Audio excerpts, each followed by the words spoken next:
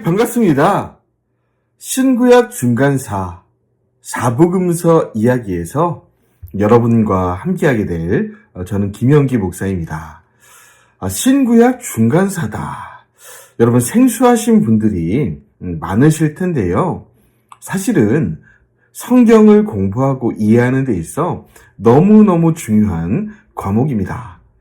교회에서는 잘 다루지 않고 가르쳐지지 않고 있는데요. 안타까운 일이죠. 이 신구약 중간사를 잘 알지 못하면 신약에 등장하는 여러 인물들, 직책들, 지명들 잘 알아듣기가 힘듭니다. 그래서 성경을 읽긴 읽었는데 이 일이 왜 이렇게 일어났는지, 아니면 어디서 일어났는지, 어떤 역사적 과정에서 이런 관계들이 형성되었는지 모르는 거죠. 그래서 여러분 특별히 사복음서를 이해하기 위해서는 이 신구약 중간에 이 역사들을 제가 볼 땐 반드시 알아야 이해가 됩니다. 어렵지만 몇 번 강의를 들어보시면 그렇게 어렵지 않게 이해가 되실 거라 생각이 됩니다. 여러분 이 강의 좀 길어서 1강, 2강, 1-1, 1-2로 나눠서 강의를 하게 될 텐데요. 처음은 바벨론에서 헬라까지, 그리고 헬라 이후 150년 전쟁에서 그리고 세례 요한이 등장하기까지 그렇게 나누어서 강의를 하도록 하겠습니다.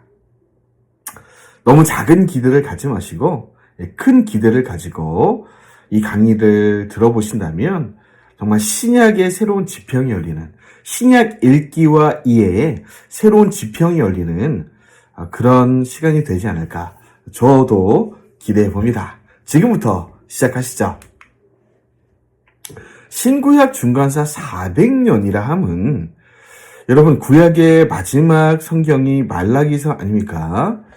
BC 400여 년 전 페르시아가 아직 통치하고 있을 때죠.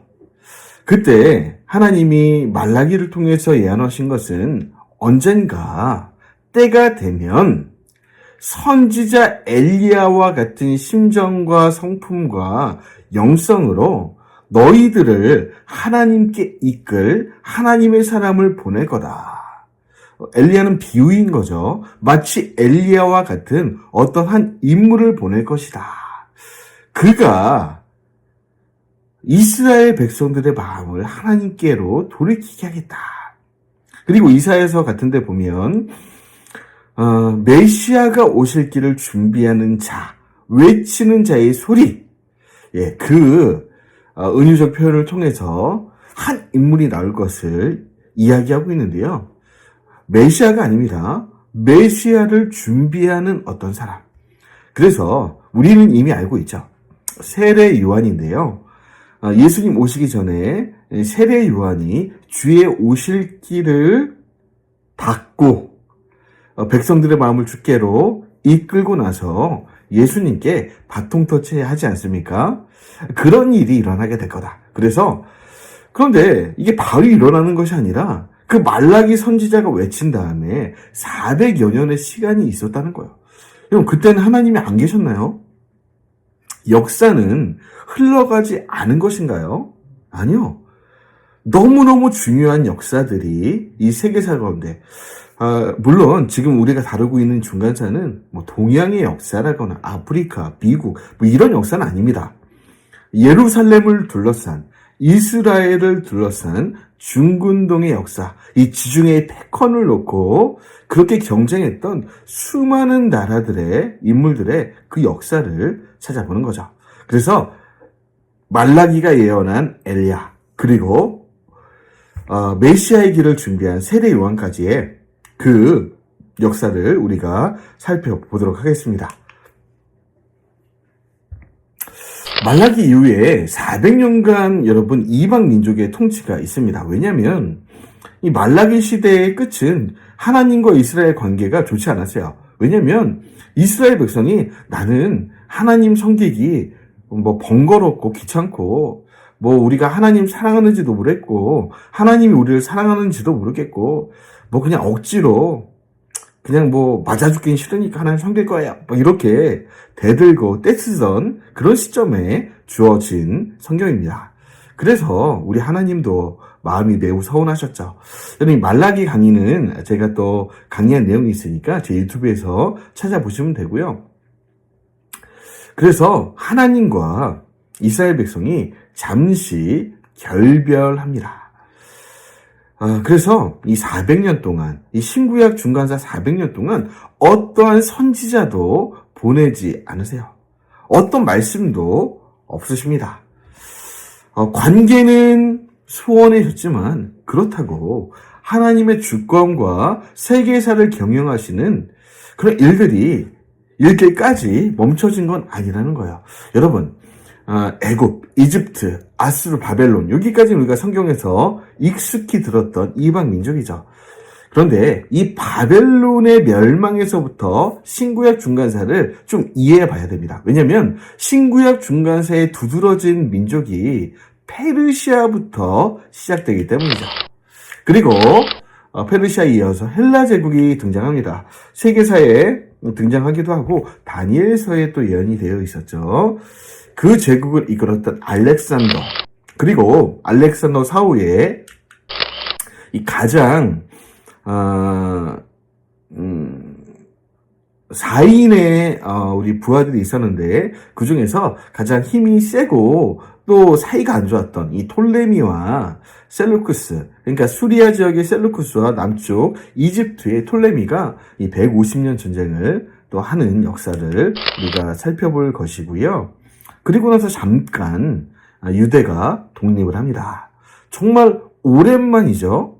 아니 오랜만 정도가 아니라 거의 이제 이스라엘 역사에 많이 없었던 그 독립 100년의 역사가 진행이 되고, 그러나 뭐 영원하지 않죠. 예, 로마라는 정말 희대의 제국, 지금도 회자되고 앞으로도 다시 나오기 힘들 만한 그런 로마 제국이 또 점령하게 되고, 그리고 나서 예수 그리스도가 이 로마 제국 한가운데, 그 어려운 시대 한가운데 탄생하시고 메시아의 사역을 시작하시죠. 그래서 우리가 살펴볼 내용들은 메데 페르시아, 이 고레스가 어떻게 등장하는가, 그래서 어떻게 포로가 기한되는가, 여기서부터 살펴볼 것입니다. 그 다음에 말씀드렸던 헬라 제국, 애국과 아시리아의 150년 정도의 전쟁, 그리고 유대 독립을 이끌었던 하스몬 왕조와 그를 뒤이었던 헤롯 왕조. 이 헤롯 왕조는 정통 유대인이 아니고 에돔족 속 중에 유대인의 왕으로 등장한 왕조입니다. 그리고 나서 폼페이우스의 유대 정복, 그러니까 로마의 군대가 진주하게 되는 거죠. 그리고 예루살렘이 멸망하는 이야기까지. 여러분, 이 중간사 시기는 하나님과 이스라엘 관계는 소원해졌지만 정말 중요한 시대였고, 역사는 도도히 흘러갔습니다. 뿐만 아니라 정말 인류사의 빛을 남긴 위대한 지혜자들, 전쟁의 왕들, 그런 수학자들, 많은 수많은 인물들이 태어난 시기였습니다.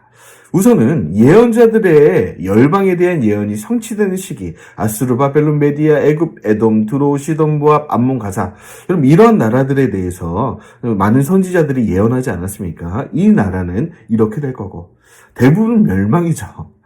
그래서 거의 대부분 멸망하는 사건이 신구약 중간사 가운데 나오게 되고요. 예언이 성취되는 거죠. 그러니까 하나님의 말씀, 이 선지자를 통해 하신 이 구약의 예언들은 하나도 땅에 떨어지지 않습니다. 여러분, 이 성경의 예언과 언약을 우리가 정말로 기울여 듣고, 우리 시대가 아니라도 언젠가는 성취되겠구나. 제가 이 강의 다음에, 이 사복음서 강의 다음에 요한계시록을 하게 될 텐데요. 여러분, 요한계시록의 이 언약들, 약속들도, 예언들도 결코 땅에 떨어지는 것이 아닙니다. 언젠가 반드시 이루어지는 일이에요. 그러니까 우리가 요한계시록을 제대로 공부해야 된다. 그래서 이 다음 강의는 요한계시록 강의가 되겠습니다. 그리고 페르시아 시대에서 여러분 헬라 시대로 전환되는 이야기, 헬라가 정말 짧게 우리 통치를 하고요. 4분대요. 150년 전쟁을 치렀던 시대에 로마, 그리고 이 로마 시대와 헬라 시대 가운데 유대교가 어떻게 틀을 잡게 되었는지, 이때 틀이 잡힌 유대교는 여러분 지금 2023년 현재도 그 틀 그대로 대부분 이어가고 있어요. 여러분 정말로 이 시간이 유대교의 입장에서는 거의 확립되었다 라고 말할 정도로 유대교 입장에서는 중요한 시기이기도 합니다. 많은 묵시 문학 작품이 왜 나오냐면 너무 힘드니까. 너무 통치가 특히 이 에피파네스 4세 시대는 너무 힘드니까 묵시 문학이 많이 나오기도 했고요. 여러분 이 시기는요, 쿰란 공동체 SNF파에서 아마 사회사본을 기록했던 것 같습니다. 예, 그래서 정말 이 성경 역사, 사본학에서 가장 중요한 사건으로 꼽는 여러분 사회사본이 또 발견은 아니고 기록되었던 시기죠. 유대교의 몇몇 분파들이 이때에다 생겨나는데, 이게 왜 중요하냐면 여러분 사복음서에 보면 구약에는 없던 직분들, 직책들 이런 사람 많이 나오거든요.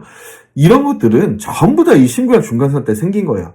이 이유가 있고 역사가 있는 이야기. 그러니까 신구약 중간사를 봐야 된다.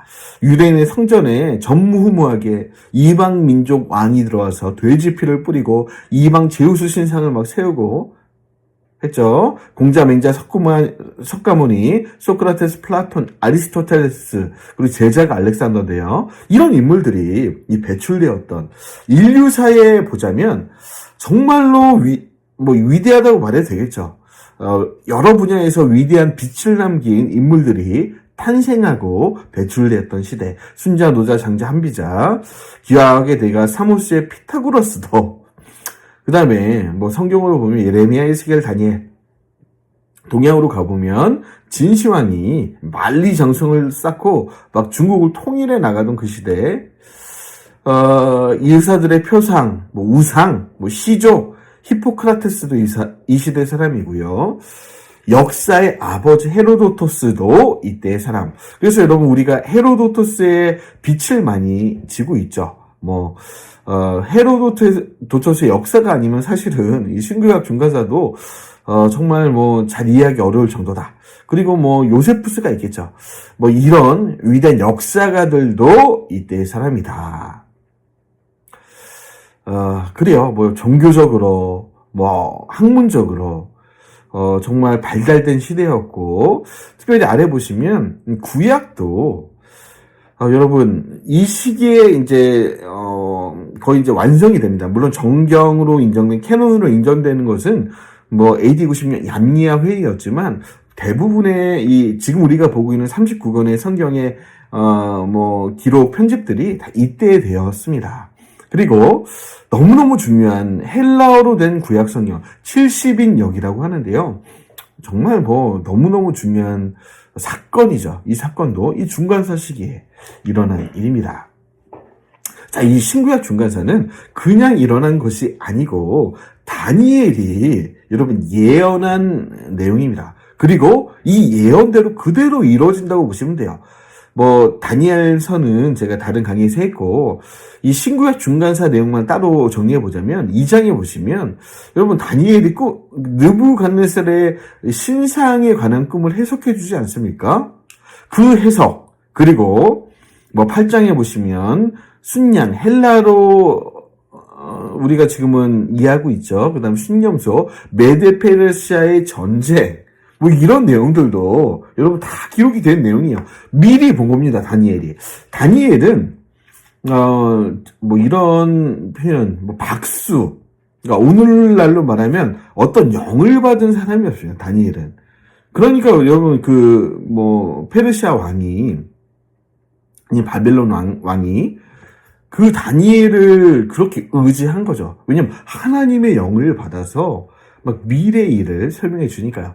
그러니까 다니엘은 하나님의 영을 받은 사람이었는데 이런 미래에 되어질 일들을 미리 다 보았고 우리에게 다니엘서를 통해 예언해 주었고요. 이 예언대로 역사가 흘러가는데 그것이 바로 신구약 중간사라는 거야.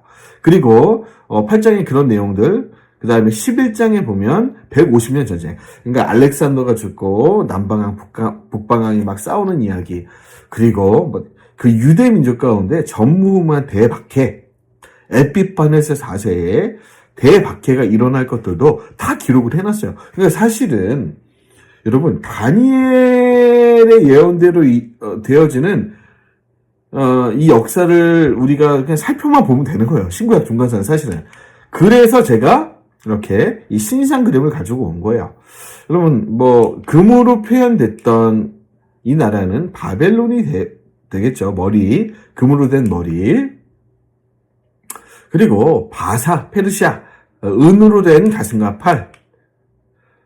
이 신상의 내용은 신구약 중간사라는 거예요. 그 다음 노스로 된 배와 넓적자리인데 헬라 제국이 등장하게 될 거다.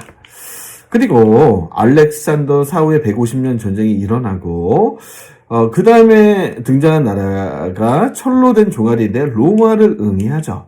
로마 제국 이후 철과 진흙으로 된 이 발인데 유럽이라고 이해하면 되겠습니다. 로마 이후에 일어날 이 제국, 유럽에 대한 내용들, 그리고 예수님에 대한 예언인데요. 어쨌든 이 신상의 꿈은 신구약 중간사를 향하고 있고 7장에 보시면 또 이 네 짐승으로 표현된 이 짐승도 여러분 바벨론, 페르시아, 헬라, 로마 이 네 제국을 설명하고 있다. 여러분 그래서 바벨론으로 우리가 한번 들어가 볼까요? 물론 여기 보시면 위로 가 보시면 이 순서대로 갈 거니까 여러분 바벨론은 사실은 제가 선지서 강의할 때, 역사서 강의할 때 많이 설명을 드렸지만 여기서는 또 짚고 넘어가야 됩니다. 짧게라도 설명을 드리겠습니다. 이 바벨론 제국은 거대 제국이었고 대단한 제국이었지만 이 느부갓네살의 신상에서는 금으로 된 머리죠. 그런데 얼마 오래 가진 않은 제국이었다는 거예요. 약 70년 정도. 그러니까 이스라엘을 훈련시키기 위한 포로 70년 그때 쓰임받았던, 그러니까 하나님의 회초리로 잠깐 사용됐던 제국이었지만 사실은 어마어마한 제국이었습니다. 막 주변을 멸망시키고 남유다까지 멸망시켰던 이 바벨론 제국, 우리 성으로 가볼까요? 엄청나죠? 이 성을 조금만 더 보시죠. 이렇게 역사가들이 쓴 내용을 보고 이제 이렇게 도면을 그려본 건데 엄청나죠? 성의 한 변이 120 스타디온, 키로로 변경을 해보면 22.4km. 한 변이요, 변. 엄청나죠? 엄청난 거죠? 둘레는 약 90km. 이야, 성벽의 두께가 30m래요, 30m. 말이 됩니까, 이게? 성벽 높이는 100m. 이야, 어떻게 그 옛날에 100m짜리 성벽을 지을 수 있었을까? 성문이 100개입니다, 100개. 청동으로 됐고요. 해자. 여러분, 이 해자인데, 이 해자 때문에 사실은 이 바벨론 성이라는 것은 난공불락의 성이다. 그렇게 네이밍 되어진 거예요. 바벨론 왕들도 그래서 교만할 수밖에 없는 이유가, 아니, 어떻게 이 해자를 넘어서 우리 바벨론을 침공하겠는가? 말도 안 된다. 그렇게 자만할 정도의, 정말 이 해자는 천연 요새죠. 유프라테스 강물로 양분을 해놓고 들어올 테면 들어와봐. 강물 건널 때 다 죽여줄게. 그래서 이 바벨론이 무너졌다는 소식은 요한계시록까지 정말 이 성경에 계속 울려 퍼지는 내용. 그러니까 다시 말해서 그 교만한 인류의 지성과 기술의 상징이라는 이 바벨론도 언젠가 무너진다. 단숨에 무너진다. 무너지지 못할 거란 교만도 하나님의 개입 한 번이면 무너질 수밖에 없다. 그런 것을 말씀하고 있는 거죠. 다리가 개폐식이라는 거예요. 쭉 내렸다가 우리 침공이면 쭉 올리면 되잖아. 세상에, 그 옛날에 개폐식으로. 엄청나죠. 이 가옥 구조도 성벽을 중심으로 3, 4층인데 돌로 지었다는 거예요. 지금도 동남아 어디 좀 빈곤한 나라들 가면 나무로 짓는데 그 옛날에 여러분 돌로 그렇게 건축을 했다는 거예요. 여러분 정말 엄청난 제국이었죠. 그 짧은 시간. 그래서 바벨론 마지막 왕 벨사살도 교만할 수밖에 없었다는 거예요. 그래서 야, 우리 바벨론 성에 누가 쳐들어? 그 당시 뭐 일어나고 있던 이 고레스라는 왕이 막 소식이 막 들려오는 거예요. 아, 벨사살 왕이요. 고레스가 지금 엄청난 이 군대를 이끌고 뭐 들어오려는 것 같다는 소식이 들립니다. 아이고, 여보시오. 우리 바벨론 제국 저 해자 한번 보시오. 그 어떤 사람이 올지라도 결코 무너뜨릴 수 없어. 이러면서 막 잔치를 벌이는데, 여러분 이 성경에 나오는 내용이죠. 막 그래서 교만을 떨다가 우리 성전 제사에 쓰이는 막 기구들 다 가지고 와. 금잔대, 은잔대 다 가지고 와. 나 술 마셔야겠다. 이러면서 교만 떨다가 막 이렇게 마시고 있는데 벽에서 손이 나와서 벨사살 왕에게 경고를 했죠. 아니면 예언한 거죠. 메네 디켈 우파르신. 이게 이 해석이 뭐죠? 다니엘의 해석에 의하면 네, 벨사살 왕이요. 하나님이 말씀하시기를 왕을 저울에 달아봤더니 함량 부족이다. 함량 미달이다. 그래서 또 그 이어지는 해석을 보자면, 역사를 보는 해석을 보자면 나라가 지금 쳐들어오는 고레스에 의해 망하게 될 겁니다. 이런 예언이었다는 거예요. 그리고 막 벨사살이 너무 들어와 벌벌 떨다가 결국 망하게 된다. 그런데 이 망하게 되는 스토리를 보니까 여러분 그렇게 자랑했던 그 해자, 그런데 어떤 우연 같은 일들로 인해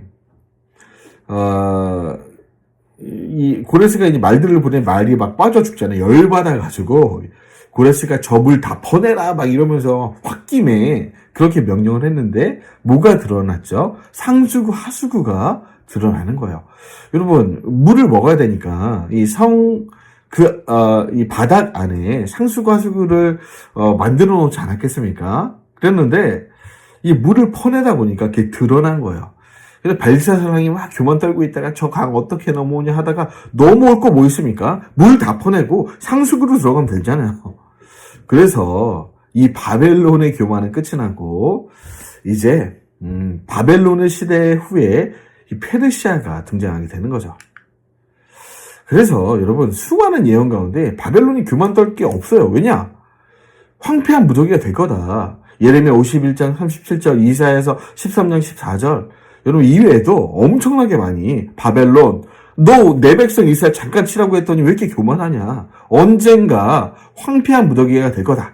예언대로 무더기가 됐고 놀람과 치솟거리, 조롱거리가 되고 거민이 사라진 제국이 되었다. 그리고 일어난 제국이 어떤 제국입니까? 네, 페르시아. 네, 은으로 된 가슴과 팔로 느부갓네살 왕의 신상 꿈에 등장을 했죠. 이 제국도 사실 엄청난 제국입니다. 사실은 제국이라 할 때 그 시작을 페르시아라고 많은 학자들이 보고 있어요. 물론 바벨론 제국이지만 여러 가지 이유에 있어서 이 페르시아가 이 세계사에 등장했던 진정한 제국의 첫 제국이 아니겠는가. 그래서 200년 전도 꽤 오래 했죠. 11대 왕조를 거쳐서 이 패권을 차지했는데 현재는 어떤 나라입니까? 네, 페르시아의 후손 이란이 되겠죠. 그래서 이란이 경제적으로 조금 어렵다고 하지만 여러분 엄청난 조상들을 가지고 있는 정말 뿌리 깊은 나라이긴 합니다. 그러니까 이란 입장에서 왜 미국을 그렇게 미워하느냐, 미국과 싸우느냐. 아니 생긴 지 300여 년밖에 안 된 이 나라가 우리 대제국 페르시아 제국을 깔보고 넘보고 막 쥐고 흔들라고 하고 하니까 이란이 못 참는 거죠. 그래서 여러분 이 역사를 절대 무시할 수 없다는 거예요. 그래서 그 벨샤살 왕을 무너뜨린 누굽니까? 고레스. 그래서 이때 1차 귀환을 명하죠. 유대인들의 1차 귀환. 바벨론의 포로 70년이 끝이 나고 자유의 해를 선포한 1대 왕이 되겠네요. 이 고레스 왕은 성경에도 그래서 예언이 되어 있죠. 기름 부은 왕이다. 그렇게 표현까지 되어 있는. 그리고 이 고레스는 키루스라고 하는 세계사에서는 이란의 역사 혹은 일반 중동의 역사에 있어서 이 키루스에 대한 위대함은 정말 이순신 우리나라로 치면 애 못지 않습니다. 정말로 위대한 왕이었다. 이렇게 선포되고 기록될 정도로 대단한 왕이었고, 사실 하나님의 손에 쓰임받은 사역자 같은 왕이었죠. 내 백성을 보내줘야 되는 왕이니까요. 그래서 하나님의 도움이었다. 그 바벨론의 물길이 사라지고 어떻게 그 상속으로 어떻게 들어갈 수 있느냐. 하나님의 인도가 아니었는가. 그렇게 볼 수밖에 없습니다. 그 다음이 캄베세스 2세, 푸시도 스메르디스, 다리우스 히스타페스, 스르베벨 친구였고요. 많은 전쟁들, 물론 패하긴 했지만, 스케일이 큰 왕이었죠. 그리고 아하스웨로, 세계사는 크세스라고 하는데, 영화에도 간간히 등장하고, 에서 남편이었고요. 아르타크세르크세스, 아닥사스다 1세 때 2차 기환, 에스라, 그리고 3차 기환, 느헤미야, 의 귀환을 선포했던 왕, 쭉 이어서 11대 왕까지 이어지는데요. 고레스 캄베시스 2세, 푸슈도 스메르디스, 다리우스 히스타페스, 스르퍼벨의 친구입니다. 그리고 7인의 모사 중에 한 명으로, 이제 고레스 왕조가 끝나고 다리우스 왕조가 시작되는, 그런 거죠. 그리고 나서 아하수에로 300 기억나시죠? 정말 이 서방 원정을 떠나서, 물론 엄청난 제국을 이루긴 했지만, 정말 역사적인 패배를 많이 기록했던 왕. 사실 엄청난 왕이죠. 아하수에로, 크세르크세스, 아닥사스 1세, 에스라와 느헤미야와 굉장한 밀접한 관련이 있었죠. 또 느헤미야와는 정말 친분이 깊었던 다리우스 2세, 아닥사스 2세, 아닥사스 3세, 아르세스, 다리우스 3세 때 이 11대 왕조가 이어가다가 알렉산더라는 이 헬라 제국의 엄청난 그 위협 앞에 처음에는 빌어도 보다가 안 되겠다. 그래서 알렉산더가 쓸어버리죠. 그렇게 이 페르시아 제국 200년이 끝이 납니다. 그래서 9년, 7년, 6개월, 그 다음에 다리우스 히스타페스 1세 때는 꽤 오래 했죠. 유명한 전쟁. 여러분, 서방과 동방이 만나서, 전쟁한 것 중에 정말 유명한, 전쟁의 시작점. 뭡니까? 스키티아 전투. 제가 이 아침이라 그런지 혀가 꼬이는데 이해해 주시기 바랍니다. 스키티아 전투, 그다음에 마라톤 전투. 그럼 지금의 마라톤이라는 체육 경기가 생긴 근원이 되겠죠. 예, 이때 이런 전투들, 그리고 플라타리아 여기고 그 다음 왕 크세르크세스 1세, 에스의 남편이죠. 사실 성경에는 그렇게 간단한 게 언급되어 있는데 사실은 엄청난 왕이었어요. 이때는 더 크게 전쟁합니다. 서방과 동방이 완전히 전면전을 펼쳤던.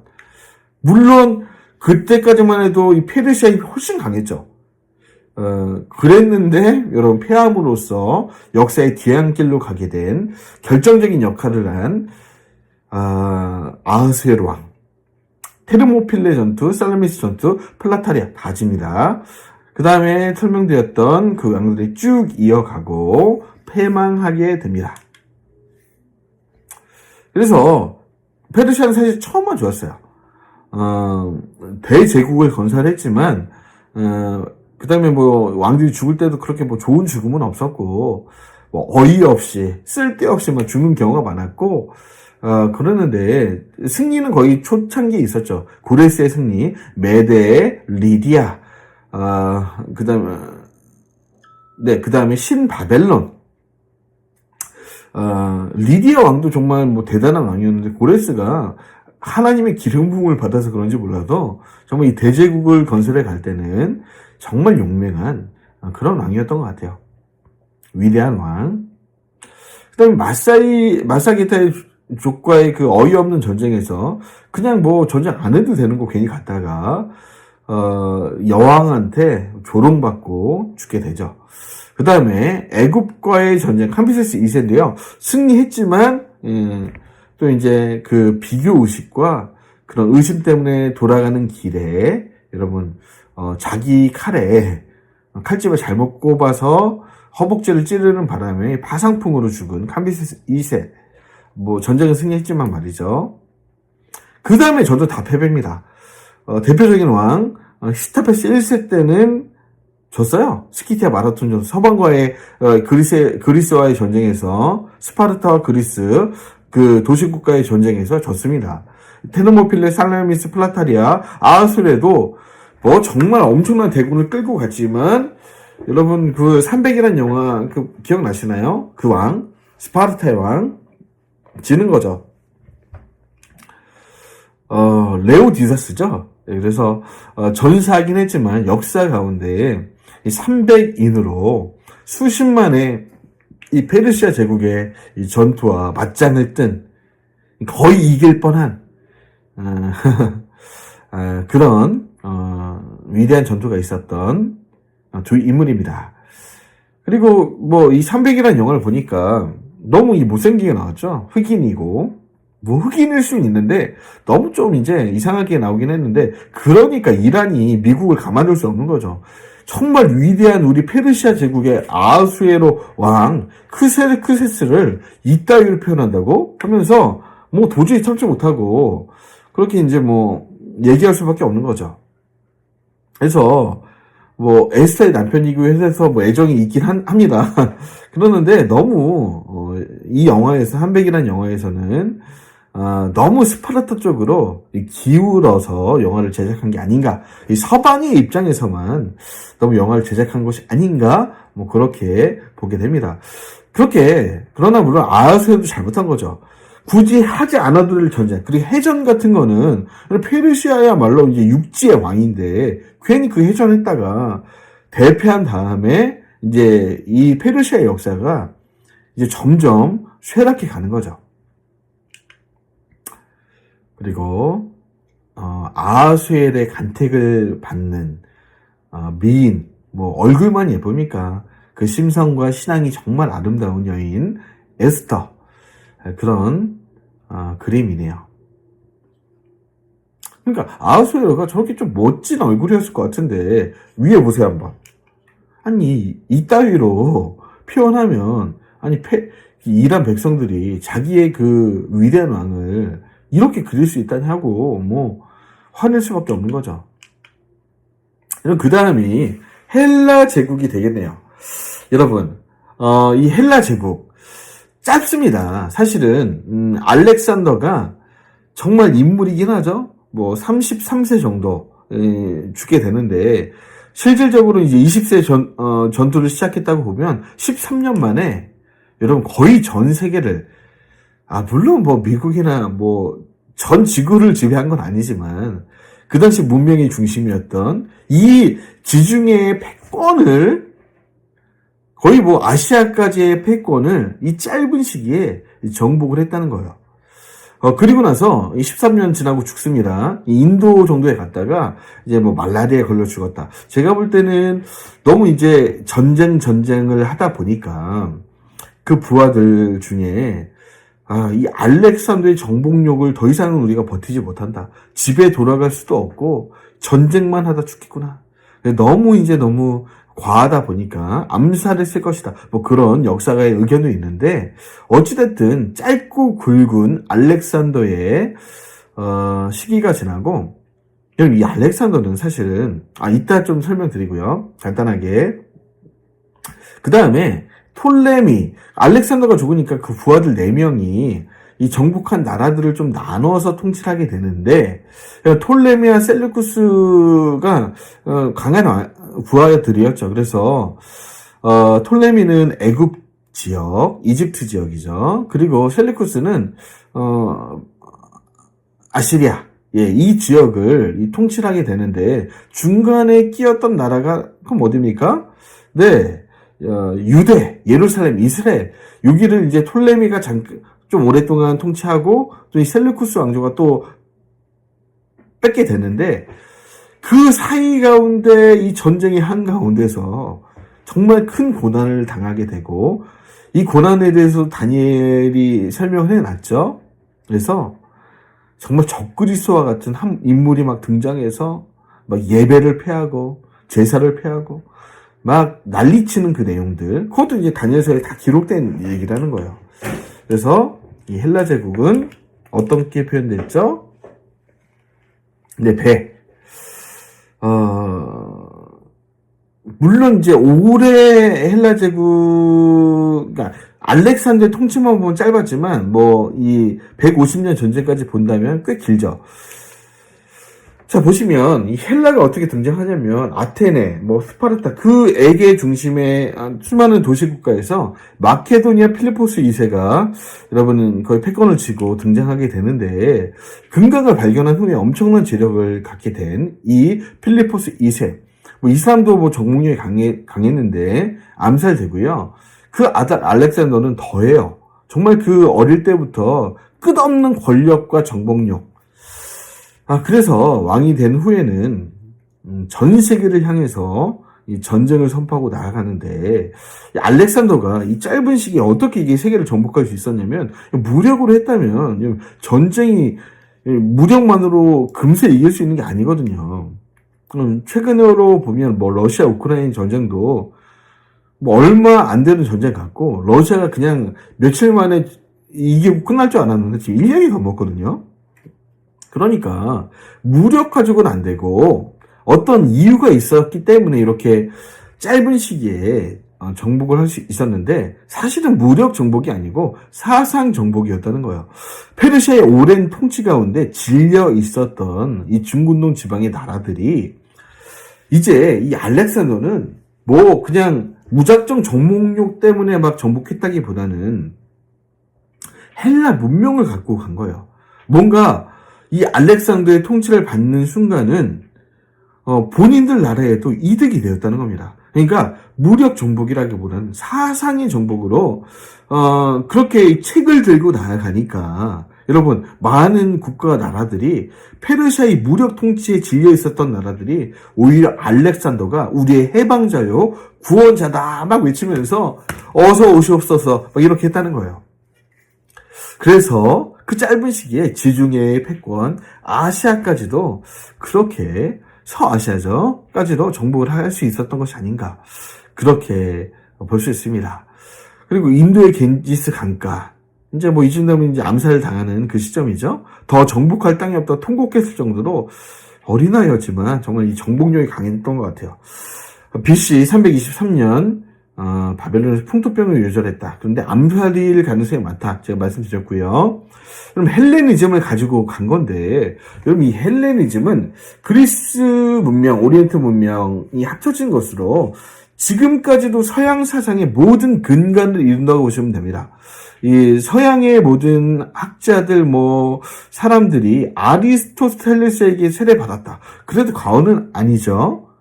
헬레니즘의 본질, 이 알렉산더가 가지고 있었던 이 모든 사상은 사실은 아리스토텔레스의 사상이었고 헬레니즘 사상이었는데 인본주의입니다. 인본주의. 쉽게 말해서 헬라의 문명만 가지고도 꽤 오래 설명할 수 있겠지만 그냥 단순하게 보자면 인본주의입니다. 사람이 우선이고 먼저고 신이다. 인본주의 문명. 반면에 여러분 히브리 문명은 신본주의죠. 그래서 히브리적 세계관과 사상들, 이 헬라 문명의 세계관과 사상들은 근본적으로 양립할 수밖에 없는 겁니다. 이따 보시겠지만 여러분 그 하시딤이라고 하는 유대주의자들이 이 헬라 문명을 아무리 생각해도 받아들일 수가 없는 거예요. 여러분 여호와 하나님, 아도나이 하나님을 제치고 헬레니즘을 어떻게 받아들입니까? 다신론, 인본주의. 완전히 문란한 도덕, 이런 것들 어떻게 받아들일 수 있겠냐고요. 그러니까 지금도 동서양의 문명이 하나가 되긴 힘든 것이 아무래도 이 동방의 사상과 이 세계관은 히브리 문명과 좀 연이 닿아 있죠. 그래서 굉장히 좀 신에 대해서 경외감이 있고, 뭐 그런 종교들이 대부분이 아시아 쪽에 있고, 뭐 헬라 문명은 개인주의, 뭐 인간 우월주의, 인본주의, 사람이 먼저다, 르네상스에 이어지는, 그러니까 이 모든 사상의 역사의 흐름들이 이 헬레니즘의 세례를 받은 상태에서 진행됐다.